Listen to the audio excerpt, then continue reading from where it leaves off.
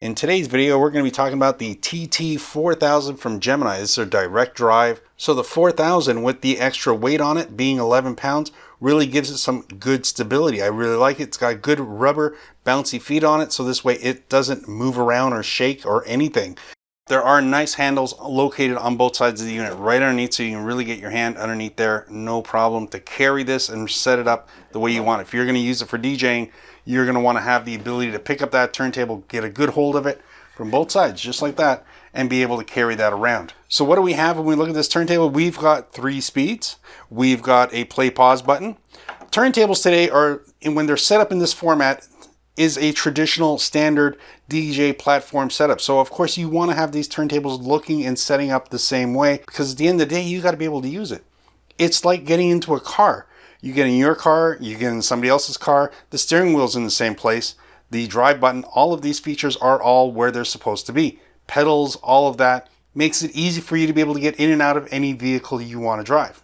Same thing applies to turntables. Now, direct drive basically means we've ditched the belt, which is a good thing, because now, you know, the actual control unit just sits right on top. There's a couple of pins here that you do line up to any one of these heavy weights right there on the center platter.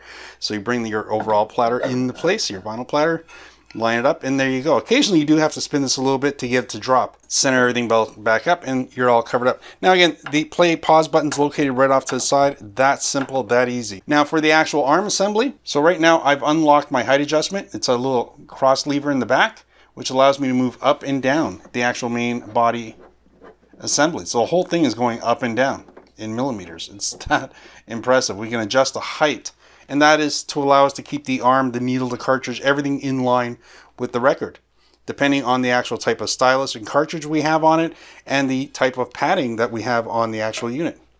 This allows everything to line up if you're looking for a perfect height adjustment. Other things on this turntable, of course, when you buy it, the cartridge does have to be placed on the actual arm, but it's all pre-assembled. So you get the actual cartridge assembly, the cartridge itself, and the actual stylus all pre-done for you. It's got a nice little plastic cover on it. It's pre-wired, everything's color-coded, of course. This is replaceable. There are screw assemblies here. You can change and replace this. You can change just the stylus or the whole cartridge. Over time, these things do wear out. That's why they're replaceable. And to put it back on, you just simply tighten that right on there for you. No worries. There's a balance weight in the back, which allows you to balance out. You want to get a neutral buoyancy on the actual arm assembly. So what I've done here is I've spun the turntable another 90 degrees, so this way you can have a closer look at what's going on here. This is the anti-skid. That also creates a tiny little force of energy where the arm wants to stay straight. So there's something pulling against the actual stylus. Now I'm going to turn the counterweight to show you something else here on the counterweight. There is a set screw on the counterweight. You want to make sure that once you put the counterweight on that you actually tighten that screw up enough so this way it actually is giving you grip on the actual controller. So this way when you move it back and forth, it's going to work properly. So the back of the unit's pretty easy to follow. We've got our RCA plugs. We've got our switch between line and phono, which is very easy. USB, so if we're going to actually plug this into our computer because we need to copy over any of our music, we can do that as well. We also get our power, and then we get our power switch. Pretty straightforward stuff. Makes it much easier to set up because they're pretty much all, again, standard in that case.